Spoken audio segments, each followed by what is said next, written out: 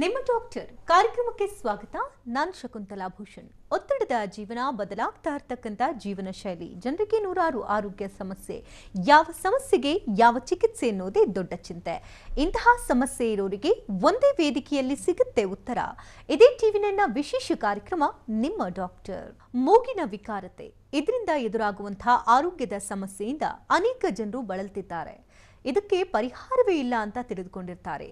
ಆದರೆ ಇಂತಹ ಸಮಸ್ಯೆಯಿಂದ ಬಳಲ್ತಾ ಇರೋರಿಗೆ ರೈನೋಪ್ಲಾಸ್ಟಿ ಉತ್ತಮ ಪರಿಹಾರವನ್ನು ನೀಡುತ್ತೆ. ನೀಲ ಮೂಗು, ಗಿಣಿ ಮೂಗು, ಸಂಪಿಗೆ ಮೂಗು, ಹೀಗೆ ನಿಮಗೆ ಬೇಕಾದಂತಹ ರೀತಿಯಲ್ಲಿ ಮೂಗನ್ನ ತಿದ್ದಿ ತೀಡಿಸಿಕೊಳ್ಳಬಹುದು, ಸರ್ಜರಿ ಮಾಡಿಸಿಕೊಳ್ಳಬಹುದು. ಸುಂದರ ಮೂಗಿಗೆ ವರದಾನವಾಗಿರುವಂತಹ ಈ ರೈನೋಪ್ಲಾಸ್ಟಿ ಮಾಡಿಸುವಂತಹ ವಿಧಾನ ಹೇಗೆ, ಸರ್ಜರಿಯಿಂದ ಯಾವ ರೀತಿ ಲಾಭ ಆಗುತ್ತೆ, ಏನು ಪ್ರಯೋಜನ, ಸರ್ಜರಿಯ ಮುಂಚೆ ನಂತರ ಏನೆಲ್ಲ ಸೇಫ್ಟಿ ಮೆಷರ್ಸ್ ಅನ್ನ ತೆಗೆದುಕೊಳ್ಳಬೇಕಾಗುತ್ತೆ, ಇದೆಲ್ಲದರ ಬಗ್ಗೆ ತಿಳಿಸೋದಕ್ಕೆ ನಮ್ಮ ಜೊತೆಗಿದ್ದಾರೆ ಕರ್ಲ್ಸ್ ಅಂಡ್ ಕರ್ವ್ಸ್ ನ ವೈದ್ಯರಾದಂತಹ ಡಾಕ್ಟರ್ ಗಿರೀಶ್ ಅವರು. ಬನ್ನಿ ಅನ್ನೋ ಕಾರ್ಯಕ್ರಮಕ್ಕೆ ವೆಲ್ಕಮ್ ಮಾಡ್ಕೋಣ. Doctor, welcome to the show. ನಮಸ್ಕಾರ. ನಾವು ಯೂಶಲಿ ಕೇಳಿರ್ತೀವಿ, ಯಾರಿಗೆ ಆಗಲಿ ಒಬ್ಬರು ಫೇಸ್ನ ನೋಡಿದ ತಕ್ಷಣ ಅಟ್ರಾಕ್ಟ್ ಆಗೋದು ಒಂದು ಐಸ್ ಮತ್ತು ನೋಸ್ ನೀಟಾಗಿಲ್ಲ ಅಂತಂದರೆ ಕಂಪ್ಲೀಟ್ ಫೇಶಿಯಲ್ ಫೀಚರ್ಸೇ ಚೇಂಜ್ ಆಗಿಬಿಡುತ್ತೆ.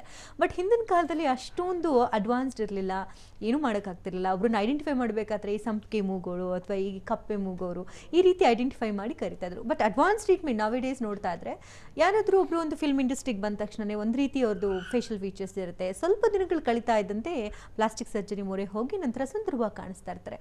ಇದೆಲ್ಲ ನಿಜಕ್ಕೂ ನಮ್ಮ ಜೀವನದಲ್ಲೂ ಆಗೋಕ್ಕೆ ಸಾಧ್ಯನಾ ಅಂತ ಒಂದು ಪ್ರಶ್ನೆ ಅಂತೂ ಇದ್ದೇ ಇರುತ್ತೆ. ಇದೆಲ್ಲದಕ್ಕೂ ವರದಾನ ಅಂದರೆ ರೈನೋಪ್ಲಾಸ್ಟಿ, ಇತ್ತೀಚಿನ ಅಡ್ವಾನ್ಸ್ ಟ್ರೀಟ್ಮೆಂಟ್. ಏನಿದು ರೈನೋಪ್ಲಾಸ್ಟಿ, ಯಾರು ಮಾಡಿಸ್ಕೊಳ್ಬಹುದು, ಇದರ ವಿಶೇಷತೆಗಳೇನು? ರೈನೋಪ್ಲಾಸ್ಟಿ ಅಂತ ಹೇಳಿದ್ರೆ ನಾವು ನೋಸ್ ರೀಶೇಪಿಂಗ್ ಅಂತ ಹೇಳ್ಬೋದು, ಅಥವಾ ನೋಸ್ ಜಾಬ್ ಅಂತಲೂ ಕೂಡ ಹೇಳ್ಬೋದು. ಸೊ ಅಂದರೆ ಈ ಮೂಗಿನ ಲೈಕ್ ಆಕಾರದಲ್ಲಿ ಇರ್ತಕ್ಕಂಥ ಏರುಪೇರುಗಳನ್ನು ಸರಿ ಮಾಡ್ತಕ್ಕಂತಹ ಪ್ರೊಸೀಜರು ರೈನೋಪ್ಲಾಸ್ಟಿ ಅಂತ ಹೇಳ್ಬೋದು. ಅಂತ ಹೇಳಿದ್ರೆ ಇದರಲ್ಲಿ ಆಕಾರದಲ್ಲಿ ವೇರಿಯೇಷನ್ಸ್ ಇರಬಹುದು. ಅಂದರೆ ಇದು ಹುಟ್ಟಿನಿಂದಾಗಿ ಇರತಕ್ಕಂಥ ಒಂದು ವೇರಿಯೇಷನ್ ಇರಬಹುದು, ಅಥವಾ ಪೆಟ್ಟಿನಿಂದಾಗಿರ್ತಕ್ಕಂಥ ಒಂದು ವೇರಿಯೇಷನ್ ಇರಬಹುದು. ಅಂದರೆ ಆಕ್ಸಿಡೆಂಟ್ಸ್ ಯಾವ್ದಾರು ಆದಾಗ ಅಥವಾ ಮಕ್ಕಳು ಆಟ ಆಡಬೇಕಾದ್ರೆ ಪೆಟ್ಟು ಬಿದ್ದಾಗ, ಸೊ ಆ ಟೈಮಿಂದ ಅವ್ರಿಗೆ ಪೇರೆಂಟ್ಸ್ ಅಬ್ಸರ್ವ್ ಮಾಡಿರ್ತಾರೆ. ಆ ಟೈಮಿಂದ ನಮಗೆ ಇದು ನೋಸ್ ಗ್ರೋತು ಸ್ವಲ್ಪ ಆಲ್ಟ್ರೇಷನ್ ಆಗಿದೆ, ಸ್ವಲ್ಪ ಸೊಟ್ಟಾಗಿದೆ, ಅಥವಾ ಬೆಳವಣಿಗೆ ಆಗಲಿಲ್ಲ, ಅದು ಕೆಲವೊಂದು ವಿಚಾರಗಳಿರುತ್ತೆ. ಸೊ ಈವನ್ ಆಕ್ಸಿಡೆಂಟ್ಸ್ಗಳಲ್ಲೂ ಕೂಡ ಈ ರೀತಿ ವೇರಿಯೇಷನ್ಸ್ ಆಗಲಿಕ್ಕೆ ಸಾಧ್ಯ ಇರುತ್ತೆ. ಸೊ ಅದೇ ರೀತಿ ಇವನ್ ಸೀಳು ತುಟಿ ಅಂದರೆ ಕ್ಲೆಫ್ಟ್ ಲಿಪ್ ಅಂತೀವಿ, ಅವ್ರಿಗೂ ಕೂಡ ಈ ನೋಸ್ ಶೇಪಲ್ಲಿ ವೇರಿಯೇಷನ್ಸ್ ಇರುತ್ತೆ. ಸೊ ಅಂಥವ್ರಿಗೂ ಕೂಡ ಈ ರೈನೋಪ್ಲಾಸ್ಟಿ ನೆಸೆಸಿಟಿ ಇರ್ತದೆ. ಇನ್ನು ಕೆಲವರಿಗೆ ಈ ಬ್ರೀದಿಂಗ್ ಪ್ರಾಬ್ಲಮ್ಸ್ ಇರುತ್ತೆ, ನೀಸಲ್ಲಿ ಅಬ್ಸ್ಟ್ರಕ್ಷನ್ ಅಂತ ಹೇಳ್ತೀವಿ, ಅಥವಾ ಆ ಥರ ಒಂದು ಇದ್ದಾಗ ಸೊ ಅದಕ್ಕೆ ಒಂದು ಕಾರಣ ಅಂತ ನಾವು ನೋಡಿದಾಗ ಅದು ಡಿವಿಯೇಟೆಡ್ ನೇಸಲ್ ಸೆಪ್ಟಮ್ ಅಂತ ಇರುತ್ತೆ. ಸೊ ಅದೇ ಮಧ್ಯ ಕಂಬ ಅಂತ ಏನು ಹೇಳ್ತೀವಿ, ಅದು ಸ್ವಲ್ಪ ಒಂದು ಅಂಕುಡೊಂಕಾಗಿದ್ದಾಗ ಸೊ ಅದರ ಒಳಗಡೆ ಪ್ಯಾಸೇಜ್ ಒಂದು ಕಡೆ ಕಿರಿದಾಗಿರಬಹುದು, ಇನ್ನೊಂದು ಕಡೆ ಓಕೆ ಆಗಿರಬಹುದು, ಅಥವಾ ಎರಡು ಕಡೆ ಕಿರಿದಾಗಿರಬಹುದು. ಸೊ ಆ ಒಂದು ವಿಚಾರಗಳಿಗೆ ಅವರಿಗೆ ಒಂದು ಉಸಿರಾಟದ ತೊಂದರೆಗಳು ಇರಬಹುದು. ಸೊ ಅಂಥವ್ರಿಗೂ ಕೂಡ ನಾವು ಈ ರೈನೋಪ್ಲಾಸ್ಟಿ ಪ್ರೊಸೀಜರನ್ನು ಮಾಡಬಹುದು. ಇನ್ನು ನಾವು ಈ ಯಾವ ಏಜ್ ಗ್ರೂಪಲ್ಲಿ ಮಾಡ್ತೀವಿ ಅಂತ ನಾವು ನೋಡಿದಾಗ ಸಾಮಾನ್ಯವಾಗಿ ಇದನ್ನು ನಾವು ಅರೌಂಡ್ 18+ ಇಯರ್ಸ್ ಏಜಲ್ಲಿ ನಾವು ಮಾಡ್ತಕ್ಕಂಥದ್ದು ಇರುತ್ತೆ, ವೆರಿ ಕಾಮನ್ ಆಗಿ. ಬಟ್ ಕೆಲವ್ರಿಗೆ ಯಾಕೆ ನಾವು 18+ಗೆ ನಾವು ಮಾಡ್ತೀವಿ, ಯಾಕೆ ಅರ್ಲಿ ಮಾಡಲ್ಲ ಅಂತ ಹೇಳಿದ್ರೆ, ಸೊ ಅವ್ರಿಗೆ ಒಂದು ಫೇಶಿಯಲ್ ಡೆವಲಪ್ಮೆಂಟ್ ಕಂಪ್ಲೀಟ್ ಆದ ನಂತರ, ಸೊ ಫೇಶಿಯಲ್ ಡೆವಲಪ್ಮೆಂಟಲ್ಲಿ ನೋಸ್ ಒಂದು ಪಾರ್ಟ್ ಆಗಿರುತ್ತೆ. ಹಾಗಾಗಿ ಆ ನೋಸ್ ಡೆವಲಪ್ಮೆಂಟ್ ಒಂದು ಕಂಪ್ಲೀಟ್ ಆದ ನಂತರ ನಾವು ಮಾಡಿಫಿಕೇಶನ್ಸ್ ಮಾಡಿದಾಗ ಸೊ ಅದೇ ರೀತಿ ಅದು ಲೈಫ್ ಟೈಮ್ಗೆ ಉಳಿಯುತ್ತೆ ಅನ್ನೋದು ಒಂದು ರೀಸನ್ ಇರುತ್ತದೆ. ಬಟ್ ಕೆಲವರಿಗೆ ಅಂದರೆ ಲೈಕ್ ಆಕ್ಸಿಡೆಂಟ್ಸ್ ಆಗಿರುತ್ತೆ ಮಕ್ಕಳಲ್ಲಿ, ಅಥವಾ ಒಂದು ಕೆಲವೊಂದು ಟೈಮಲ್ಲಿ, ಸೊ ಆ ಟೈಮಲ್ಲಿ ಎಮರ್ಜೆನ್ಸಿ ಸಿಚುವೇಶನ್ಸಲ್ಲಿ ನಾವೇನು ಮಾಡುತ್ತೇವೆ, ಆ ಒಂದು ನೋಸನ್ನು ನಾವು ಹಾಗೆ ಬಿಟ್ಟಲ್ಲಿ ತುಂಬಾ ಒಂದು ಡೆವಲಪ್ಮೆಂಟಲ್ ಪ್ರಾಬ್ಲಮ್ಸ್ ಆಗುತ್ತೆ. ಸೊ ಅಂಥ ಟೈಮಲ್ಲಿ ಕೂಡ ನಾವು ಒಂದು ಕರೆಕ್ಷನ್ಸನ್ನು ಮಾಡಲಾಗುತ್ತೆ.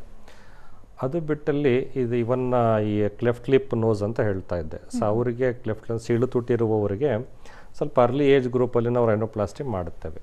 ಸೊ ಮೇ ಬಿ ಅರೌಂಡ್ ಒಂದು 14 to 15 years.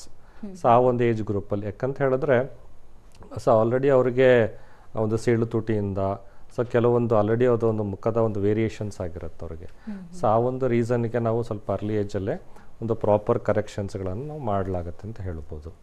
Even this is the beginning. ನಾನು ಹೇಳ್ತದೆ 18 ಇಯರ್ಸಿಂದ ಶುರು ಮಾಡಬಹುದು ಅಂತ. ಸೊ ಅಟ್ ಎನಿ ಅಂದರೆ ಲೈಕ್ ಅಡ್ವಾನ್ಸ್ ಸ್ಟೇಜಲ್ಲೂ ಕೂಡ ಇದು ರೈನೋಪ್ಲಾಸ್ಟಿ ಮಾಡಿಸ್ಬೋದು. So even up to 55-60 years ತನಕನೂ ಕೂಡ ಈ ರೈನೋಪ್ಲಾಸ್ಟಿ ಪ್ರೊಸೀಜರನ್ನು ಮಾಡಿಸ್ಬೋದಾಗಿರುತ್ತೆ. ಈಗ ತುಂಬ ಜನಕ್ಕೆ ಇದೇ ರೀತಿ ಇರಬೇಕು ಕರೆಕ್ಷನ್ಸ್ ಮಾಡೋದಾದರೆ ಇದೇ ರೀತಿ ಕಾಣಿಸ್ಬೇಕು ಅಂತ ಇರುತ್ತೆ, ಕೆಲವ್ರಿಗೆ ನೀಳ ಮೂಗಿರಬೇಕು ಅಂತ ಆಸೆ ಇರುತ್ತೆ, ಕೆಲವ್ರಿಗೆ ಇರೋದನ್ನ ಕರು ಮಾಡಿದ್ರೆ ಸಾಕು ಅಂತ ಇರುತ್ತೆ, ಕೆಲವ್ರಿಗೆ ತುಂಬ ದಪ್ಪ ಇದ್ರೆ ಅದನ್ನು ಕಂಪ್ರೆಸ್ ಮಾಡಿದ್ರೆ ಸಾಕು. ಈ ರೀತಿ ಒಬ್ಬೊಬ್ರಿಗೆ ಒಂದೊಂದು ರೀತಿ ಆಸೆಗಳಿರುತ್ತೆ. ಒಬ್ಬರು ಬಂದ ತಕ್ಷಣ ಯಾವ ರೀತಿ ಅವ್ರಿಗೆ ಬೇಕು ಅಂತ ನೀವು ಸಲಹೆಯನ್ನು ಕೊಡ್ತೀರಾ? ಅದು ನೋಡೋದಕ್ಕೆ ಅವಕಾಶಗಳಿರುತ್ತಾ ಅಥವಾ 3D ಸಾಫ್ಟ್ವೇರಲ್ಲಿ ಆ ಥರದ್ದು ಹೇಗೆ ಫೆಸಿಲಿಟೀಸ್? ಯೂಶ್ವಲಿ ಅವ್ರಿಗೆ ಆಲ್ರೆಡಿ ಒಂದು ಮನಸ್ಸಲ್ಲಿ ಒಂದು ಐಡಿಯಾ ಇರುತ್ತೆ. ಸೊ ನಮಗಿರ್ತಕ್ಕಂಥ ಪ್ರಾಬ್ಲಮ್, ಅವ್ರಿಗಿರ್ತಕ್ಕಂಥ ಪ್ರಾಬ್ಲಮ್ಗಳ, ಒಂದು ನೋಸಲ್ಲಿರ್ತಕ್ಕಂಥ ಪ್ರಾಬ್ಲಮ್ಗಳ ಬಗ್ಗೆ. ಸೊ ಅಂತ ಹೇಳಿದ್ರೆ ಒಂದು ದಪ್ಪ ಇರಬಹುದು, ಅಥವಾ ಅಗಲ ಇರಬಹುದು, ಅಥವಾ ಒಂದು ಉದ್ದ ಇರಬಹುದು, ಅಥವಾ ಒಂದು ಶಾರ್ಟ್ ನೋಸ್ ಅಂತ ಇರಬಹುದು, ಸೊ ಅಥವಾ ಇದು ಅಪ್ ಟರ್ನ್ ನೋಸ್ ಅಂತೀವಿ, ಸೊ ಅದು ಹೊಳ್ಳೆಗಳು ಕಾಣಿಸ್ತಾ ಇರುತ್ತೆ, ಸೊ ಆ ಥರದ್ದು ಪ್ರಾಬ್ಲಮ್ ಇರಬಹುದು. ಸೊ ಅಥವಾ ಅಂಕು ಡೊಂಕು ಇರ್ತದೆ, ಆ ಥರದ ಒಂದು ಪ್ರಾಬ್ಲಮ್ ಇರಬಹುದು. ಎತ್ತರ ಕಡಿಮೆ ಇರ್ಬೋದು, ಒಂದು ಸ್ವಲ್ಪ ನಾವು ಅದು ಡಿಪ್ರೆಸ್ಡ್ ನೋಸ್ ಅಂತ ಹೇಳ್ತೀವಿ, ಅಥವಾ ಸ್ಯಾಡಲ್ ನೋಸ್ ಅಂತಲೂ ಕೂಡ ಹೇಳ್ತೇವೆ. ಕೆಲವರಿಗೆ ಅದು ಓವರ್ ಗ್ರೋತ್ ಆಗಿ ಹಂಪ್ ಆಗಿರುತ್ತೆ, ಸೊ ಅದಕ್ಕೆ ನಾವು ಡಾರ್ಸಲ್ ಹಂಪ್ ಅಂತ ಹೇಳ್ತೇವೆ. ಸೊ ಕೆಲವರಿಗೆ ನಾವು ಸ್ಮೈಲ್ ಮಾಡಿದ್ರೆ ನಾವು ತುಂಬಾ ಇದು ಮೂಗಿನ ತುದಿ ಬಾಗುತ್ತೆ ಅಥವಾ ಡಿಪ್ರೆಸ್ ಆಗುತ್ತೆ ಅಂತಲೂ ಕೂಡ ಹೇಳ್ತಾರೆ. ಸೊ ಅದಕ್ಕೆ ಕೆಲವೊಂದು ಕಾರಣಗಳು ಇರ್ತದೆ. ಅಂದರೆ ಅಲ್ಲಿ ಒಂದು ಡಿಪ್ರೆಸರ್ ಸೆಪ್ಟೈ ಅಂತ ಮಸಲ್ ಇರುತ್ತೆ, ಸೊ ಅದು ಓವರ್ ಆಕ್ಟಿವ್ ಆಗಿರೋದ್ರಿಂದ ಕೆಲವರು ಸ್ಮೈಲ್ ಮಾಡಿದಾಗ ಏನಾಗುತ್ತೆ, ಮೂಗಿನ ತುದಿ ಸ್ವಲ್ಪ ಬಗ್ಗುತ್ತೆ ಅಂತ ಹೇಳ್ಬೋದು. ಸೊ ಅವರು ಹೇಳ್ತಾ ಇರ್ತಾರೆ, ನಾವು ಸ್ಮೈಲ್ ಮಾಡಿದಾಗ ನಮ್ಮ ನೋಸ್ ಶೇಪ್ ಚೆನ್ನಾಗಿರಲ್ಲ, ಬೇರೆ ಟೈಮಲ್ಲಿ ಸ್ವಲ್ಪ ಓಕೆ, ಬಟ್ ಅವಾಗ ಇನ್ನೂ ತುಂಬ ಕೆಟ್ಟದಾಗುತ್ತೆ. ಈ ಥರದ ಒಂದು ಕೆಲವೊಂದು ಅವರ ಒಂದು ಪ್ರಾಬ್ಲಮಿನ ಬಗ್ಗೆ ಸಾಕಷ್ಟು ಅವ್ರಿಗೆಲ್ಲ ಐಡಿಯಾಸ್ ಇರುತ್ತೆ ಒಂದು. ಸೊ ಎರಡನೇದು, ಅವರಿಗೆ ಏನು ಸ್ವಲ್ಪ ಕರೆಕ್ಷನ್ಸ್ ಮಾಡ್ಕೋಬೇಕು ಅನ್ನೋದು ಕೂಡ ಅವ್ರಿಗೆ ಒಂದು ಸ್ವಲ್ಪ ಐಡಿಯಾಸ್ ಇರುತ್ತೆ. ಅಂದರೆ ನಮ್ಗೆ ಈ ರೀತಿ ಆದರೆ ನಮಗೆ ಒಂದು ಈ ನೋಸ್ ಚೆನ್ನಾಗಿ ಕಾಣಿಸುತ್ತೆ, ಸೊ ಈ ಥರ ಇದ್ದರೆ ನಮಗೆ ಬೆಟರ್ ಆಗುತ್ತೆ ಅನ್ನೋದು, ಅಥವಾ ನಮ್ಮ ಫೇಸಿಗೆ ಸೂಟ್ ಆಗುತ್ತೆ ಅನ್ನೋದು ಕೆಲವೊಂದು ಐಡಿಯಾಸ್ ಇರುತ್ತೆ. ಸೊ ಅವರಿಗೆ ನಾವು ಮೊದಲನೇದಾಗಿ ಆ ಒಂದು ಶೇರ್ ಮಾಡಲಿಕ್ಕೆ ನಾವು ಅವಕಾಶ ಕೊಡ್ತೇವೆ.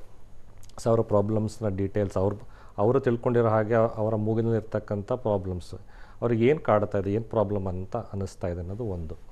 ಎರಡನೇದು, ಅವರಿಗೆ ಯಾವ ರೀತಿಯಾದ ಒಂದು ಮಾಡಿಫಿಕೇಷನ್ಸ್ ಅಥವಾ ಏನನ್ನು ನೋಡ್ತಾ ಇದ್ದಾರೆ ಅಂತ. ಸೊ ಕೆಲವರು ಫೋಟೋಗ್ರಾಫ್ಸ್ ಆಲ್ರೆಡಿ, ಅಂದರೆ ಬೇರೆಯವರಿಗೆ ಇರ್ತಕ್ಕಂಥ ಮೂಗಿನ ಒಂದು ಚಿತ್ರಗಳು ಕೂಡ ತೋರಿಸಲಾಗಿ ನಮಗೆ ಈ ರೀತಿ ಮೂಗಿನ ಒಂದು ನೆಸೆಸಿಟಿ ಇದೆ ಅಥವಾ ಸಾಧ್ಯತೆಗಳಿದೆಯಾ ಅನ್ನೋದು ಕೂಡ ಡಿಸ್ಕಷನ್ಸ್ ಮಾಡ್ತಾರೆ. ಸೊ ಮೇ ಬಿ ಅವರೊಂದು ಫೇವ್ರೆಟ್ ಹೀರೋಸ್ ಇರ್ಬೋದು, ಹೀರೋಯಿನ್ಸ್ ಇರ್ಬೋದು, ಅಥವಾ ಯಾವುದೇ ಒಂದು ಅವರ ಫ್ರೆಂಡ್ಸಲ್ಲಿ ಇರ್ಬೋದು, ಎಲ್ಲ ಅವ್ರಿಗೆ ನೋಡಿರ್ತಕ್ಕಂತಹ ಒಂದು ಚೆನ್ನಾಗಿರ್ತಕ್ಕಂಥ ಮೂಗಿನ ಒಂದು ಫೋಟೋಗ್ರಾಫ್ಸನ್ನು ಕೂಡ ತೋರಿಸಲಾಗಿ ಈ ಥರ ಮಾಡಬಹುದಾ ಅಂತ ಒಂದು ರಿಕ್ವೈರ್ಮೆಂಟನ್ನು ಶೇರ್ ಮಾಡ್ತಾರೆ.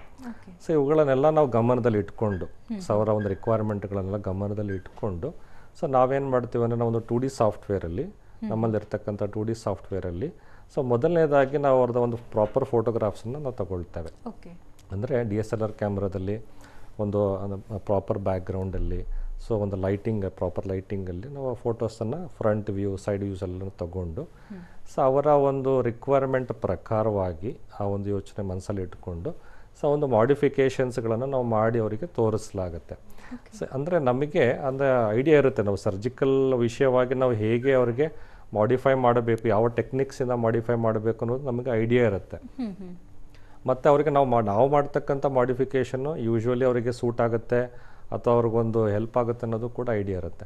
ಆದರೆ ಅವರಿಗೆ ಒಂದು ಸ್ವಲ್ಪ ಆತಂಕ ಇರುತ್ತೆ, ಅಂದರೆ ನಮಗೆ ರಿಸಲ್ಟ್ಸ್ ಬರುವಂಥ ಮೂಗು ನಮಗೆ ಸೂಟ್ ಆಗುತ್ತಾ ಅಥವಾ ಸೂಟ್ ಆಗದೇ ಇರುತ್ತಾ, ಅಥವಾ ನಮ್ಮ ಫೇಸ್ಗೆ ಓಕೆ ಆಗುತ್ತಾ ಅಂತಂದು ಕೂಡ ಇರುತ್ತದೆ. ಸೊ ಅವಾಗ ನಾವು ಒಂದು ಮಾಡಿಫಿಕೇಷನ್ಸ್ ಅವ್ರನ್ನ ಮಾಡಿ ತೋರಿಸಿದಾಗ, ಸೊ ಅವರೆಲ್ಲೋ ಅವಾಗ ಒಂದು ಕಾನ್ಫಿಡೆನ್ಸ್ ಬರುತ್ತೆ ಅಂತ ಹೇಳಬಹುದು. ಓಕೆ, ಈ ಥರ ನೋಸು ನಮಗೆ ಅನುಕೂಲ ಆಗುತ್ತೆ, ಈ ಥರ ಶೇಪ್ ಕೊಟ್ಟಾಗ ನಮಗೆ ಬೆಟರ್ ಆಗಿರುತ್ತೆ ಅನ್ನೋದು ಒಂದು ಇರುತ್ತದೆ. ಜೊತೆಗೆ ಅಂದರೆ ಟ್ರೀಟ್ಮೆಂಟ್ ಪ್ರೊಸೀಜರ್ ಹೇಗೆ? ಯಾಕಂದರೆ ತುಂಬ ಜನ ಪ್ಲಾಸ್ಟಿಕ್ ಸರ್ಜರಿಗೆ ಹೋಗ್ತೀವಿ ಅಂತ ಅಂದರೆ ಸ್ವಲ್ಪ ಭಯ ಪಡ್ತಾರೆ, ಏನಾದರೂ ಮಾರ್ಕ್ಸ್ಗಳು ಹಾಗೆ ಕಾಣಿಸ್ಕೊಡೋ ಹಾಗೆ ಉಳ್ಕೊಂಡು ಬಿಡುತ್ತೋ, ಅಥವಾ ನಾವು ಈ ರೀತಿ ಸರ್ಜರಿ ಮಾಡಿಸಿದ್ದೀವಿ ಅಂತ ಬೇರೆಯವ್ರಿಗೆ ಎಲ್ಲಿ ಗೊತ್ತಾಗ್ಬಿಡುತ್ತೋ ಅನ್ನೋ ಒಂದು ಭಯ, ಅಳುಕು, ಅಂಜಿಕೆ ಎಲ್ಲ ಇರುತ್ತೆ. ಸೊ ಈ ಬಗ್ಗೆ ಒಂದು ಕ್ಲಾರಿಟಿ ಕೊಡೋದಾದರೆ? ಸಾಮಾನ್ಯವಾಗಿ ನಾವು ರೈನೋಪ್ಲಾಸ್ಟಿ ಅಂತ ನಾವು ಪ್ರೊಸೀಜರ್ ಅಂದ ತಕ್ಷಣಕ್ಕೆ ಅವ್ರಿಗೆ ಎಷ್ಟೋ ಜನಗಳಿಗೆ ಅಂದರೆ ಎಲ್ಲಿ ಇನ್ಸಿಷನ್ ಮಾಡ್ತಾರೆ, ಈವನ್ ನೇರವಾಗಿ ನಾವು ಮೂಗ್ ಮೇಲೆ ಇನ್ಸಿಷನ್ ಮಾಡ್ತಾರಾ, ಹೇಗೆ ಮಾಡಿಫೈ ಮಾಡ್ತಾರೆ, ಸೊ ಅನ್ನೋದು ಒಂದು ಯೋಚನೆ ಇರುತ್ತೆ. ಯಾಕಂದರೆ ನಾವು ಆ ರೀತಿ ನಾವು ಮಾಡಿದ್ರೆ ಅಲ್ಲಿ ಸ್ಕಾರ್ ಬರುತ್ತೆ, ಅಲ್ಲಿ ವಿಸಿಬಿಲಿಟಿ ಇರುತ್ತೆ, ಇನ್ನೊಬ್ರಿಗೆ ಗೊತ್ತಾಗುತ್ತೆ ಅನ್ನೋದು. ಸೊ ಇಲ್ಲಿ ಅವರು ನೋಟ್ ಮಾಡಬೇಕಾಗಿರೋದು ಏನು ಅಂದರೆ, ಇಲ್ಲಿ ಇನ್ಸಿಷನ್ ಕೆಳಭಾಗದಲ್ಲಿ, ಅಂದರೆ ಮೂಗಿನ ಕೆಳಭಾಗದಲ್ಲಿ ಅಂತ ಹೇಳ್ತೀವಿ, ಆಲ್ಮೋಸ್ಟ್ ಒಂದು ವೆರಿ ಸ್ಮಾಲ್ ಇನ್ಸಿಷನ್ ಮೂಲಕ ಕೊಲೊಮೆಲಾ ಅಂತ ಹೇಳ್ತೀವಿ, ಒಂದು ಮಧ್ಯ ಕಂಬ ಅಂತ ಹೇಳ್ತೀವಿ.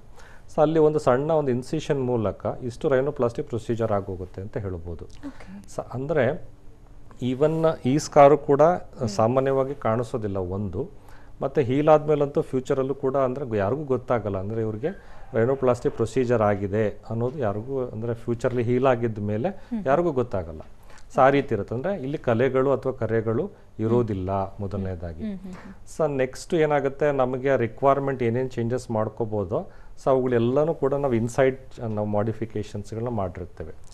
ಸೊ ಹಾಗಾಗಿ ಅವ್ರಿಗೆ ಸ್ಕಾರ್ಗಳಿರೋದಿಲ್ಲ ಅಥವಾ ಸರ್ಜರಿ ಆಗಿರುತ್ತೆ ಅನ್ನೋದು ಒಂದು ವಿಚಾರಗಳು ಫ್ಯೂಚರ್ ಯಾರಿಗೂ ಗೊತ್ತಾಗಲ್ಲ ಅಂತ ಹೇಳಬಹುದು. ಇದು ಒಂದು 2 to 3 hours ಸರ್ಜರಿ, ಸೇಫ್ ಸರ್ಜರಿನೂ ಕೂಡ. ಮತ್ತು ಸಾಮಾನ್ಯವಾಗಿ ಅದೇ ಸೇಮ್ ಡೇ ಈವ್ನಿಂಗ್ ಡಿಸ್ಚಾರ್ಜ್ ಮಾಡ್ತೇವೆ. ಅಂದರೆ ಮಾರ್ನಿಂಗ್ ಅಡ್ಮಿಷನ್ ಇದ್ದರೆ ಈವ್ನಿಂಗ್ ಡಿಸ್ಚಾರ್ಜ್ ಮಾಡ್ತೇವೆ. ಅದಾದಮೇಲೆ 1 week ಸ್ವಲ್ಪ ಆಫ್ ಫ್ರಮ್ ದ ವರ್ಕ್ ಅಂತ ನಾವು ಹೇಳಿರ್ತೇವೆ. ಯಾಕಂದರೆ ಅಲ್ಲಿ ಅವರಿಗೆ ಒಂದು ಸ್ಪ್ಲಿಂಟ್ಸ್, ಎಕ್ಸ್ಟರ್ನಲ್ ಸ್ಪ್ಲಿಂಟ್ಸ್ ಅದು ಇಂಟರ್ನಲ್ ಸ್ಪ್ಲಿಂಟ್ಸ್ ಅಂತ ನಾವು ಹಾಕಿರ್ತೇವೆ. ಅದೇನಕ್ಕೆ ಅಂತ ಹೇಳಿದ್ರೆ ಒಂದು ಸ್ವಲ್ಪ ಸ್ವೆಲ್ಲಿಂಗ್ ಎಲ್ಲ ಸ್ವಲ್ಪ ಕಡಿಮೆ ಆಗಲಿ ಆ ಒಂದು ಇದರಲ್ಲಿ ನಾವು ಅದನ್ನು ಮಾಡಿರ್ತೇವೆ.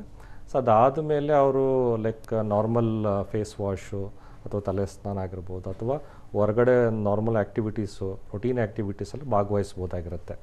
1 week ಆದಮೇಲೆ ಕೂಡ ಅಷ್ಟಾಗಿ ಯಾರಿಗೂ ಅಷ್ಟು ನೋಟಿಸಬಲ್ ಆಗಿರೋದಿಲ್ಲ. ಸೊ ಅದು ಗ್ರ್ಯಾಜುವಲಿ ಫರ್ದರ್ ಇಂಪ್ರೂವ್ಮೆಂಟ್ಸ್ ಅಂತ ಇರುತ್ತೆ. ಹಾಗಾಗಿ ಅವ್ರಿಗೆ ಇನ್ನೂ ಬೆಟರ್ ಡೆಫಿನೇಷನ್ಸ್ ಗ್ರ್ಯಾಜುವಲ್ ಆಗಿ ಸಿಗ್ತಾ ಹೋಗುತ್ತೆ.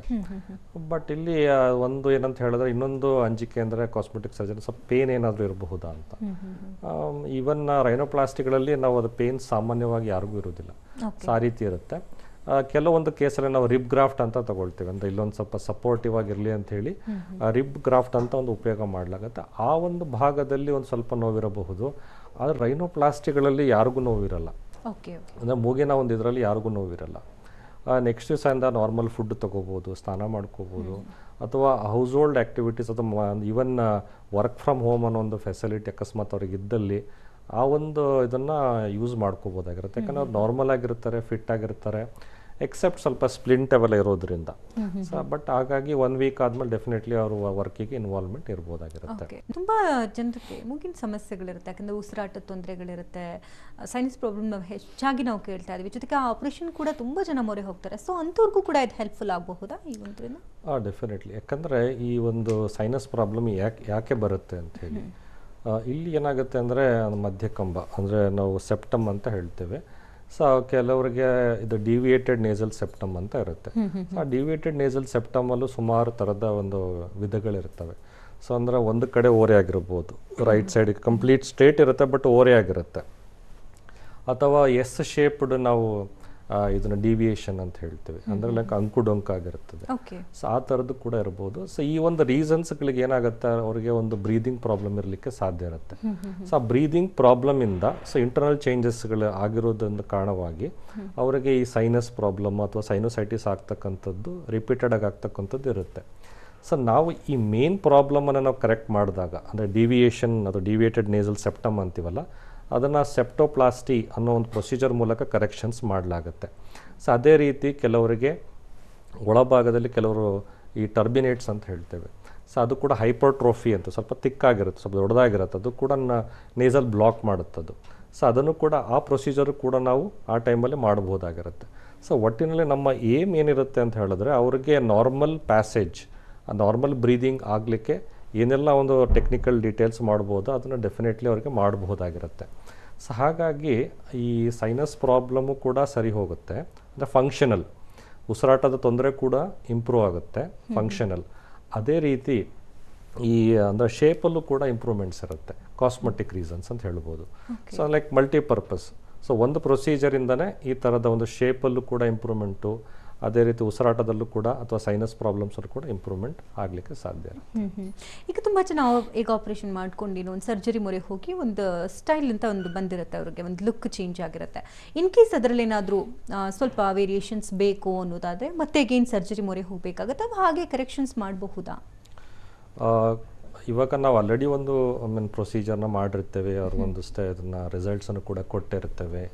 ಆ ಒಂದು ಹೀಲಿಂಗ್ ಪ್ರಾಸೆಸ್ಸಲ್ಲಿ ಅಂದರೆ ಲೈಕ್ ನಾವು ಕಾಂಟ್ರಾಕ್ಷನ್ ಅಂತೀವಿ, ಹೀಲಿಂಗಲ್ಲಿ ಒಂದು ಸ್ಮಾಲ್ ವೇರಿಯೇಷನ್ಸ್ ಆಗಲಿಕ್ಕೆ ಸಾಧ್ಯತೆ ಇರುತ್ತದೆ.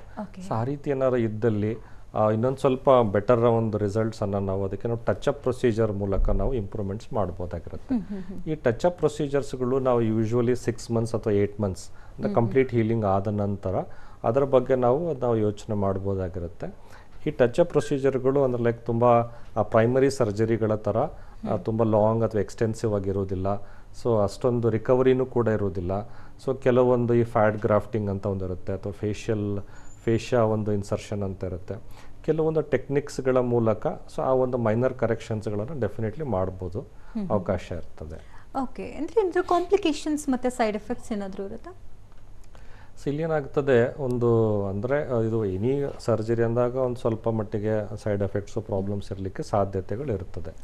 ಆದರೆ ಸೊ ಇದೇ ಫೀಲ್ಡಲ್ಲಿ ಬಹಳ ಒಂದು ಎಕ್ಸ್ಪೀರಿಯನ್ಸ್ ಇರ್ತಕ್ಕಂಥ ಒಂದು ಸರ್ಜನ್ನು ಆಪ್ರೇಟ್ ಮಾಡಿದಾಗ ಆಲ್ಮೋಸ್ಟ್ ಆಲ್ ಅದು ಮಿನಿಮಲ್ ಅಥವಾ ನಿಲ್ ಅಂತ ಹೇಳ್ಬೋದು. ಆ ರೀತಿಯ ಒಂದು ರಿಸಲ್ಟ್ಸ್ಗಳನ್ನು ಕೊಡಲಿಕ್ಕೆ ಸಾಧ್ಯ ಇರುತ್ತೆ. ಸೊ ಮತ್ತೆ ನಮ್ಮಲ್ಲಿ ಕೂಡ ಈ ಟೆಕ್ನಿಕಲ್ ಡೀಟೇಲ್ಸ್ ಅಪ್ಡೇಟ್ ಆಗ್ತಾ ಇರುತ್ತೆ. ಸೊ ಅಂದರೆ ಯಾವುದೇ ಒಂದು ಅಡ್ವಾನ್ಸಸ್ ಇರಲಿ, ಪ್ರೊಸೀಜರಲ್ ಡೀಟೇಲ್ಸ್ ಇರ್ಬೋದು. ಸೊ ಹಾಗಾಗಿ ಆಲ್ಮೋಸ್ಟ್ ಆಲ್ ಮಿನಿಮಲ್ ಅಥವಾ ನಿಲ್ ಒಂದು ಈ ಥರ ಸೈಡ್ ಎಫೆಕ್ಟ್ಸ್ ಇಲ್ದಲೇ ಆ ಒಂದು ಬೆಸ್ಟ್ ರಿಸಲ್ಟ್ಸ್ಗಳನ್ನು ಈ ರೈನೋಪ್ಲಾಸ್ಟಿ ಮೂಲಕ ಕೊಡ್ಬೋದಾಗಿರುತ್ತೆ. ಯಾವ ಫೀಲ್ಡ್ ಅವರು ಹೆಚ್ಚಾಗಿ ನಿಮ್ಮ ಹತ್ರ ಟ್ರೀಟ್ಮೆಂಟ್ಗೆ ಬರ್ತಿದ್ದಾರೆ? ಜೊತೆಗೆ ಈಗಾಗಲೇ ತುಂಬ ಜನ ಟ್ರೀಟ್ಮೆಂಟ್ ತೊಗೊಂಡು ಕಂಪ್ಲೀಟ್ ಚೇಂಜಸ್ ಮಾಡ್ಕೊಂಡಿರ್ತಾರೆ. ಸೊ ಅವ್ರ ಅನುಭವಗಳು ಹಂಚ್ಕೊಂಡಾಗ ಹೇಗೆ ಅನಿಸುತ್ತೆ ತಮಗೆ? ಇವಾಗ ಮೊದಲೆಲ್ಲ ಸ್ವಲ್ಪ ಓನ್ಲಿ ಅಂದರೆ ಲೈಕ್ ಎಲೈಟ್ ಗ್ರೂಪ್ ಅಂತ ಇದಕ್ಕೆ ಒಂದು ರಿಕ್ವೈರ್ಮೆಂಟ್ ಇತ್ತು ಅಂತ ನಾವು ನೋಡಬಹುದು. ಸೊ ಅವರಷ್ಟೇ ಅದನ್ನು ಫೋಕಸ್ ಮಾಡ್ತಾಯಿದ್ರು ಅಥವಾ ಯೋಚನೆ ಮಾಡ್ತಾಯಿದ್ರು ಅಂತ ಹೇಳ್ಬೋದು. ಬಟ್ ಇವಾಗ ಎಲ್ಲ ಗ್ರೂಪಿನ ಒಂದು ಸೆಗ್ಮೆಂಟಿನ ಪೀಪಲ್ಸ್ಗಳು ಇದನ್ನು ಈ ರೈನೋಪ್ಲಾಸ್ಟಿ ಪ್ರೊಸೀಜರ್ಗೆ ಡೆಫಿನೆಟ್ಲಿ ಮಾಡಿಸ್ತಾ ಇದ್ದಾರೆ ಅಂತ ಹೇಳ್ಬೋದು. ಸೊ ಹಾಗಾಗಿ ಅಂದರೆ ಈವನ್ ಒಂದು ಎಲೈಟ್ ಗ್ರೂಪ್ ಕೂಡ ಇರುತ್ತೆ, ಅಥವಾ ಈ ಸಿನಿ ಫೀಲ್ಡಲ್ಲಿ ಇರ್ತಕ್ಕಂಥವ್ರು ಇರಬಹುದು, ಅಥವಾ ಬೇರೆ ಆರ್ಟಿಸ್ಟ್ಗಳಿರಬಹುದು. ಸೊ ಅಥವಾ ನಾರ್ಮಲ್ ಪರ್ಸನ್ಸ್ಗಳಿಗೂ ಕೂಡ ಇದರ ಬಗ್ಗೆ ಒಂದು ಇಂಟ್ರೆಸ್ಟು ಅಥವಾ ಒಂದು ಇಂಪಾರ್ಟೆನ್ಸ್ಗಳು ಅದು ಗೊತ್ತಾಗ್ತಾ ಇರೋದ್ರಿಂದ, ಮತ್ತು ಈ ಫೆಸಿಲಿಟೀಸ್ಗಳು ಕೂಡ ಅವೈಲಬಿಲಿಟಿ ಇದೆ ಅನ್ನೋದು ಒಂದು ಗೊತ್ತಾಗ್ತಾ ಇರೋದ್ರಿಂದ, ಹಾಗೆ ಅಫೋರ್ಡೆಬಲ್ ಕೂಡ ಇರೋದ್ರಿಂದ, ಸೊ ಹಾಗಾಗಿ ಎಲ್ಲ ಗ್ರೂಪಲ್ಲೂ ಕೂಡ ಈ ರೈನೋಪ್ಲಾಸ್ಟಿ ಪ್ರೊಸೀಜರ್ ಮಾಡಿಸೋದು ಇವಾಗ ಕಾಮನ್ ಆಗಿರುತ್ತೆ. ಈಗ ಒಂದ್ಸರಿ ಆಪರೇಷನ್ ಮಾಡಿದ್ಮೇಲೆ ಲೈಫ್ ಲಾಂಗ್ ಅದು ಮೇಂಟೈನ್ ಆಗುತ್ತಾ, ಅಥವಾ ಮತ್ತೆ ಈಗ ಏನಾದರೂ ರಿವರ್ಸ್ ಆಗೋ ಚಾನ್ಸಸ್ಗಳೇನಾದರೂ ಇರುತ್ತಾ? ಅಂದರೆ ಯೂಶಲಿ ಇದೊಂದು ಕಾಮನ್ ಕ್ವಶನ್ ಅಂತ ಹೇಳ್ಬೋದು. ಅಂದರೆ ಇವಾಗ ನಾವು ಮಾಡಿಫಿಕೇಶನ್ಸ್ ಮಾಡಿದಾಗ ಸೊ ಅದು ಸ್ಟ್ರೆಂತ್ ಇರುತ್ತಾ ಅದಕ್ಕೆ, ಅಥವಾ ವೀಕ್ ಆಗುತ್ತಾ, ಅಥವಾ ಒಂದು ಏಜ್ ವೈಸ್ ಏನಾದರೂ ಮಾಡಿಫಿಕೇಶನ್ ಬಾಡಿನಲ್ಲಿ ಚೇಂಜಸ್ ಆಗ್ತಾ ಇದ್ದಂಗೆ ಏನಾದರೂ ಚೇಂಜಸ್ ಆಗ್ಬೋದು ಅನ್ನೋದು ಒಂದು ವೆರಿ ಕಾಮನ್ ಕ್ವಶನ್ ಅಂತ ಹೇಳ್ಬೋದು. ಸೊ ಇಲ್ಲೇನಾಗುತ್ತೆ, ನಾವು ಒಂದು ಲೈಕ್ ರೀಅರೇಂಜ್ ಮಾಡಿರ್ತೀವಿ, ರೀಶೇಪಿಂಗ್ ಮಾಡಿರ್ತೇವೆ. ಸೊ ಅಲ್ಲಿ ನಾವು ಸ್ಟ್ರೆಂಥನಿಂಗು ಕೂಡ ಜೊತೆಯಲ್ಲಿ ಮಾಡಿರ್ತೇವೆ. ಅಥವಾ ಒಂದು ಸಪೋರ್ಟಿವ್ ಗ್ರಾಫ್ಟ್ಸ್ ಅಂತ ಇರಬಹುದು, ಅಥವಾ ಸೂಚರಿಂಗ್ ಟೆಕ್ನಿಕ್ಸ್ಗಳು ಅಂತ ಒಂದು ಇರಬಹುದು. ಸೊ ಅವುಗಳಿಂದ ಒಂದು ಮೊದಲಿಗಿನ ಒಂದು ಬೆಟರ್ ಸ್ಟ್ರೆಂತ್ ಇರತಕ್ಕಂಥ ನಾವು ನೋಸನ್ನು ನಾವು ಕೊಟ್ಟಿರ್ತೀವಿ. ಸೊ ಹಾಗಾಗಿ ಅವರಿಗೆ ನಾವು ಕೊಟ್ಟಿರ್ತಕ್ಕಂಥ ನೋಸು ಆಲ್ಮೋಸ್ಟ್ ಆಲ್ ಹಾಗೇನೆ ಒಂದು ಮೇಂಟೈನ್ ಆಗೋದು ಇದ್ದೇ ಇರ್ತದೆ. ಸೊ ಅವರಲ್ಲಿ ಕೆಲವರಲ್ಲಿ ಏನಂತ ಹೇಳಿದ್ರೆ, ಏನಾದರೂ ಮೈನರ್ ಟಚ್ ಆದರೆ ಏನಾದರೂ ಡಿವಿಯೇಷನ್ ಆಗಿಬಿಡುತ್ತಾ, ತೊಂದರೆ ಆಗುತ್ತಾ ಅನ್ನೋದು ಕೂಡ ಒಂದು ಡೌಟ್ ಇರುತ್ತೆ. ಸೊ ಅಥವಾ ಏನೋ ಸ್ಮಾಲ್ ಪೆಟ್ಟು ಬಿದ್ದರೆ ಏನಾದರೂ ಚೇಂಜಸ್ ಆಗಿಬಿಡುತ್ತಾ ಅಂತ. ಅಂದರೆ ನಾರ್ಮಲ್ ನೋಸ್ಗೆ ಏನಾದರೂ ಒಂದು ಪೆಟ್ಟು ಬಿದ್ದರೆ ಏನು ಚೇಂಜಸ್ ಆಗಬಹುದು, ಅದೇ ರೀತಿ ಇಲ್ಲೂ ಕೂಡ ಆಗಲಿಕ್ಕೆ ಸಾಧ್ಯತೆ ಇದೆ. ಬಟ್ ಇದು ನೆವರ್ ವೀಕ್ ಅಂತ ಇರಲ್ಲ, ನಾರ್ಮಲ್ ಅಥವಾ ಇದು ಬೆಟರ್ ಸ್ಟ್ರೆಂತ್ ಇರುತ್ತೆ. ಸೊ ಹಾಗಾಗಿ ಆ ಒಂದು ಚೇಂಜಸನ್ನು ಬಿಟ್ಟರೆ ನಾರ್ಮಲ್ ಆಗಿ ಉಳಿಯುತ್ತೆ ಲೈಫ್ ಟೈಮ್ಗೆ ಅಂತ ಹೇಳ್ಬೋದು. ಸೊ ಫೈನಲಿ ಅಂದರೆ ಯಾವ ರೀತಿ ಮೇಂಟೈನ್ ಮಾಡಬೇಕು, ಜೊತೆಗೆ ಇದ್ರ ಬಗ್ಗೆ ಇರ್ತಕ್ಕಂಥ ರಾಂಗ್ ಅಸಂಪ್ಷನ್ಸ್ಗಳು, ಜೊತೆಗೆ ಒಂದಷ್ಟು ಟಿಪ್ಸ್ ಕೊಡೋದಾದರೆ? ಇದರಲ್ಲಿ ಅಷ್ಟೊಂದು ಮೇಂಟೆನೆನ್ಸ್ ಪಾರ್ಟ್ ಏನಿರೋದಿಲ್ಲ. ಒಂದು ಪ್ರಿಕಾಷನ್ ಆಗಿ ಅಂದರೆ ಇನ್ನು ಹೀಲಿಂಗ್ ಪೀರಿಯಡಲ್ಲಿ ಎಸ್ಪೆಷಲಿ ಒಂದು 1.5 months ಅಂತ ಹೇಳ್ಬೋದು, ಆ ಟೈಮಲ್ಲಿ ಸ್ವಲ್ಪ ಜಾಗರೂಕತೆಯಿಂದ ಯಾವುದೇ ಥರ ಪೆಟ್ಟಾಗದೇ ಇರೋ ಥರ ಸ್ವಲ್ಪ ನೋಡ್ಕೊಳ್ಳೋದೊಂದು ಒಂದು ಪಾರ್ಟ್ ಇರುತ್ತೆ. ಮತ್ತು ಅವರಿಗೆ ಒಂದು ಈ ಟಿಪ್ಪಲ್ಲಿ ಕೆಲವೊಂದು ಮಸಾಜ್ಗಳು ಕೂಡ ನಾವು ಮಾಡಲಿಕ್ಕೆ ತಿಳಿಸ್ಕೊಡುತ್ತೇವೆ. ಅದು ಏನಕ್ಕೆ ಅಂದರೆ ಸ್ವಲ್ಪ ಸ್ವೆಲ್ಲಿಂಗ್ ಇರುತ್ತೆ. ಸೊ ಆ ಸ್ವೆಲ್ಲಿಂಗ್ ಎಲ್ಲ ಅದು ಗ್ರ್ಯಾಜುವಲಾಗಿ ಕಡಿಮೆ ಆಗ್ತಾ ಇರುತ್ತೆ. ಸೊ ಹಾಗಾಗಿ ಸೊ ಟಿಪ್ ಮಸಾಜ್ ಮಾಡೋದ್ರಿಂದ ಅದು ಒಂದು ಸ್ವಲ್ಪ ಚೆನ್ನಾಗೇ ಹೀಲ್ ಆಗುತ್ತೆ, ಬೆಟರ್ ಡೆಫಿನಿಷನ್ ಬರುತ್ತೆ ಅಂತ ಹೇಳ್ಬೋದು. ಸೊ ಅದು ಬಿಟ್ಟಲ್ಲಿ ಅಷ್ಟು ಮೇಜರ್ ಒಂದು ಪ್ರಿಕಾಷನ್ಸ್ ಅಂತ ಏನು ಇರೋದಿಲ್ಲ ಇದರಲ್ಲಿ. ಸೊ ಇದರಲ್ಲಿ ರೈನೋಪ್ಲಾಸ್ಟಿ ಅಂತ ಆದಮೇಲೆ ಅದು ಆಲ್ಮೋಸ್ಟ್ ಆಲ್ ಅವ್ರಿಗೆ ಒಂದು ನಾರ್ಮಲ್ ಲೈಫನ್ನು ಲೀಡ್ ಮಾಡ್ಬೋದು, ಯಾವುದೋ ಅಷ್ಟು ಮೇಜರ್ ವೇರಿಯೇಷನ್ಸ್ ಇರೋದಿಲ್ಲ. ಸೊ ಹಾಗಾಗಿ ಇವನ್ ಅವರು ಕೆಲವರು ಈ ಕನ್ನಡಕ್ಕೆ ಉಪಯೋಗಿಸ್ತಾ ಇರ್ತಾರೆ ಗ್ಲಾಸಸ್, ಅವರು ನಾವು ಯಾವಾಗ ಅದನ್ನು ನಾವು ಹಾಕ್ಕೊಳ್ಳಿಕ್ಕೆ ಶುರು ಮಾಡ್ಬೋದು ಅಂತ ಕೇಳ್ತಾರೆ. ಯೂಶ್ವಲಿ ಅವ್ರಿಗೆ ನಾವು ಒಂದು 1.5 months ಆದಮೇಲೆ ಅಲ್ಲಿ ತನಕ ಒಂದು ಕಾಂಟ್ಯಾಕ್ಟ್ ಲೆನ್ಸಸ್ಸು ಅಥವಾ ಒಂದು ಆಲ್ಟರ್ನೇಟಿವ್ ಅರೇಂಜ್ಮೆಂಟ್ಸ್ ಬಗ್ಗೆ ನಾವು ಅವ್ರಿಗೆ ತಿಳಿಸಲಾಗುತ್ತೆ. ಸೊ ಅದಾದಮೇಲೆ ಅವರು ನಾರ್ಮಲ್ ಗ್ಲಾಸಸ್ಗಳನ್ನ ಹಾಕ್ಕೋಬೋದಾಗಿರುತ್ತೆ. ಓಕೆ, ಈ ರೈನೋಪ್ಲಾಸ್ಟಿ ಹೊರತುಪಡಿಸಿದಂತೆ ಬೇರೆ ಯಾವ್ಯಾವ ಚಿಕಿತ್ಸೆಗಳನ್ನ ನಿಮ್ಮ ಕಲ್ಸಲ್ಲಿ ಮಾಡ್ತೀರಾ? ನಮ್ಮಲ್ಲಿ ಎಲ್ಲ ಥರದ ಕಾಸ್ಮೆಟಿಕ್ ಸರ್ಜರಿಗಳಾಗುತ್ತೆ ಅಂತ ಹೇಳ್ಬೋದು. ನಾವು ಅದೇ ಫೇಶಿಯಲ್ಗೆ ಸಂಬಂಧಪಟ್ಟ ಇನ್ನಿತರ ಫೇಶಿಯಲ್ ಕಾಸ್ಮೆಟಿಕ್ ಸರ್ಜರಿ ರೈನೋಪ್ಲಾಸ್ಟಿ ಜೊತೆಯಲ್ಲೇ ಕೆಲವರಿಗೆ ನಾವು ಡಿಂಪಲ್ ಕ್ರಿಯೇಷನ್ ಕೂಡ ಮಾಡ್ಬೋದಾಗಿರುತ್ತೆ. ಲಿಪ್ ಆಗ್ಮೆಂಟೇಷನ್ ಅಥವಾ ರಿಡಕ್ಷನ್ ಅನ್ನೋದು ಕೂಡ ಮಾಡ್ತೇವೆ. ಕೆಲವರಿಗೆ ಚಿನ್ ಡೆವಲಪ್ಮೆಂಟ್ ಆಗಿರೋದಿಲ್ಲ, ಸೊ ಹಾಗಾಗಿ ಅವ್ರಿಗೆ ಕೂಡ ನಾವು ಚಿನ್ ಇಂಪ್ಲಾಂಟ್ ಮೂಲಕ ಒಂದು ಪ್ರಾಪರ್ ಚಿನ್ ಕೊಡ್ಬೋದು. ಫೇಸ್ ಲಿಫ್ಟ್ ಅಂತ ಹೇಳಿದ್ರೆ ಈ ಏಜ್ ಚೇಂಜಸ್ಗಳಿಗೆ, ಈ ರಿಂಕಲ್ಸು ಫೋಲ್ಡ್ಸ್ ಇರುವಂಥ ಏಜ್ ಚೇಂಜಸ್ಗಳಿಗೆ ನಾವು ಫೇಸ್ ಲಿಫ್ಟು, ನೆಕ್ ಲಿಫ್ಟು ಅಥವಾ ಬ್ರೋ ಲಿಫ್ಟು, ಬ್ಲೆಫರೋಪ್ಲಾಸ್ಟಿ ಪ್ರೊಸೀಜರ್ಗಳನ್ನು ಕೂಡ ಮಾಡ್ತೇವೆ. ಇನ್ನು ಹೇರ್ ಲಾಸಿಗೆ ಒಂದು ಪರ್ಮನೆಂಟ್ ಸೊಲ್ಯೂಷನ್ ಅಂತ ನೋಡಿದಾಗ ಹೇರ್ ಟ್ರಾನ್ಸ್ಪ್ಲಾಂಟೇಷನ್ನು. ಸೊ ಮೇಲ್ಸ್ಗೆ ಸ್ಕ್ಯಾಲ್ಪು ಅಥವಾ ಮುಸ್ಟಾಶ್ ಬಿಯರ್ಡ್ ಟ್ರಾನ್ಸ್ಪ್ಲಾಂಟೇಷನ್ ಆಗುತ್ತೆ. ಫೀಮೇಲ್ಸ್ಗೆ ಸ್ಕ್ಯಾಲ್ಪ್ ಮತ್ತು ಈ ಒಂದು ಐಬ್ರೋ ಟ್ರಾನ್ಸ್ಪ್ಲಾಂಟೇಷನ್ ಕೂಡ ಆಗುತ್ತೆ. ಅದೇ ರೀತಿ ಕಾಸ್ಮೆಟಿಕ್ ಬ್ರೆಸ್ಟ್ ಸರ್ಜರೀಸ್ ಅಂತ ನಾವು ನೋಡಿದಾಗ ಬ್ರೆಸ್ಟ್ ಆಗ್ಮೆಂಟೇಷನ್ನು, ಬ್ರೆಸ್ಟ್ ರಿಡಕ್ಷನ್ ಪ್ರೊಸೀಜರ್ ಇರ್ಬೋದು, ಅಥವಾ ಬ್ರೆಸ್ಟ್ ಲಿಫ್ಟ್ ಅನ್ನೋ ಪ್ರೊಸೀಜರ್ ಕೂಡ ಮಾಡಲಾಗುತ್ತೆ. ಇನ್ನು ಒಬೆಸಿಟಿ ಇರುವವರಿಗೆ ಮೇಲ್ಸ್ ಅಥವಾ ಫಿಮೇಲ್ಸ್ಗೆ ಲೈಪೋಸಕ್ಷನ್ ಪ್ರೊಸೀಜರ್ಸಿಂದ ಅವರಿಗೆ ಒಂದು ಪರ್ಮನೆಂಟ್ ರಿಸಲ್ಟ್ಸ್ ಕೂಡ ಕೊಡಬಹುದಾಗಿರುತ್ತೆ. ಓಕೆ ಡಾಕ್ಟರ್, ಕಾರ್ಯಕ್ರಮಕ್ಕೆ ಆಗಮಿಸಿ ಹಲವು ಮಾಹಿತಿ ನೀಡಿದ್ದಕ್ಕಾಗಿ ಧನ್ಯವಾದ ತಮಗೆ. ನಮಸ್ಕಾರ ವೀಕ್ಷಕರೇ. ಡಾಕ್ಟರ್ ಗಿರೀಶ್ ಅವ್ರನ್ನ ಭೇಟಿ ಮಾಡಬೇಕಂದ್ರೆ ಅಡ್ರೆಸ್ ಪ್ಲೇಟ್ ಈ ರೀತಿ ಇದೆ, ನೋಟ್ ಮಾಡ್ಕೊಳ್ಳಿ.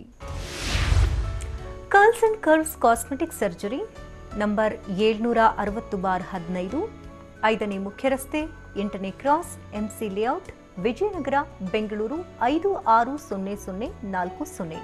ವೆಬ್ಸೈಟ್ ಅಡ್ರೆಸ್ ಈ ರೀತಿ ಇದೆ, ನೋಟ್ ಮಾಡ್ಕೊಳ್ಳಿ. www.curlsandcurves.com ವಿಸಿಟ್ ಮಾಡಿದ್ರೆ ಹೆಚ್ಚಿನ ಡೀಟೇಲ್ಸ್ ನೀವು ಪಡ್ಕೊಳ್ಬಹುದಾಗಿದೆ.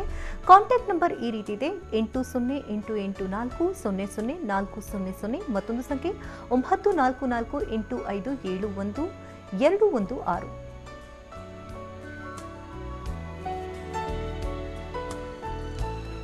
ಇದು ಈ ಹೊತ್ತಿನ ವಿಶೇಷ.